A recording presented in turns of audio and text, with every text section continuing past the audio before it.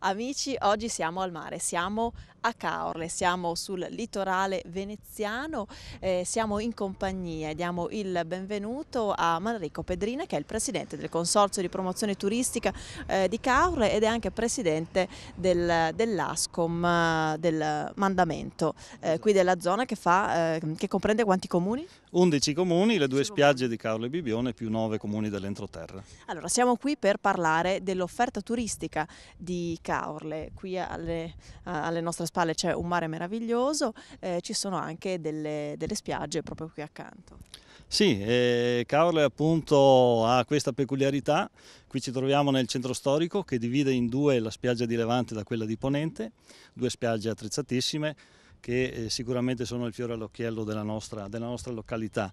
E la peculiarità della località è di avere un centro storico, è una città viva tutto l'anno e quindi abbiniamo al mare, al sole, alla spiaggia anche arte, storia, tradizione, cultura e natura che sono ben rappresentati proprio dal luogo in cui ci troviamo adesso. Vediamo il simbolo proprio qui accanto di Caorle. Questo campanile di che Sì. epoca è? È il campanile dell'anno 1000 ed è appunto il campanile della cattedrale di Santo Stefano che è del 1100, un campanile unico nel suo genere perché non soltanto è tondo ma anche ha la punta a cono ed è l'unico in Italia che è fatto così. È il simbolo religioso ma anche laico della nostra città perché in effetti tutti quanti quando rappresentano Caorle non possono non ricordarsi del nostro campanile.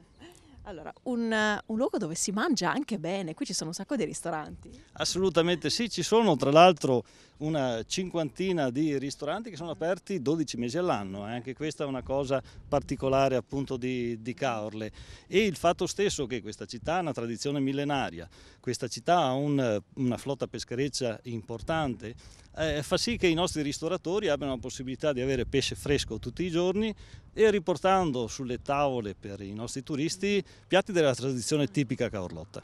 Da dove arrivano i turisti che frequentano Caorle? Ma il 50% circa sono turisti stranieri e l'altra metà sono turisti italiani.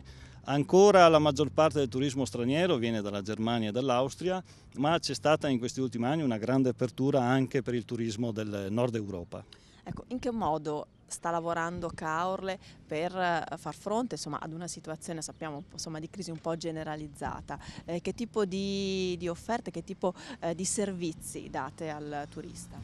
Allora, innanzitutto chiaramente dobbiamo puntare molto sui servizi rispetto alle concorrenze e alla concorrenza straniera.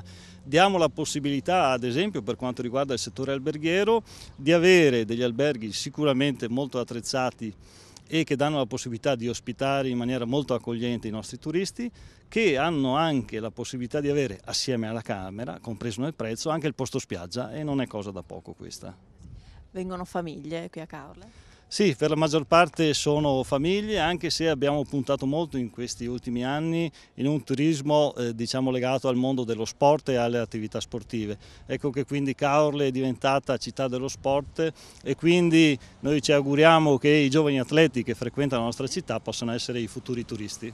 E a proposito di cultura, qui c'è un museo a cielo aperto. Sì, beh, questa è l'esatta definizione. I massi che servono appunto a protezione, diciamo, della città antica sono stati usati in questi ultimi anni per diventare delle vere e proprie sculture, che sono sicuramente una cosa molto particolare e suggestiva che caratterizzano anche questo appunto la nostra città e il nostro essere città di mare, ma anche città di cultura e di storia. Anche Andrea Zanzotto è passato di qui? Anche Andrea Zanzotto è passato di qui, ha lasciato un suo pensiero nel 2008 e dal 2008 appunto abbiamo anche questa importante manifestazione poetica, ci sono poeti importantissimi sia italiani che stranieri che si riuniscono qui a Caorle appunto per presentare le loro opere, le loro poesie. Insomma, tanti motivi per venire a Caorle. Io ringrazio per questa nostra chiacchierata che abbiamo fatto insieme Manrico Pedrina, presidente del Consorzio di Promozione Turistica di Caorle. L'appuntamento quindi, amici, è qui a Caorle per godervi una splendida vacanza in cui potete trovare molti altri ingredienti. Grazie ancora e adesso la linea torna allo studio.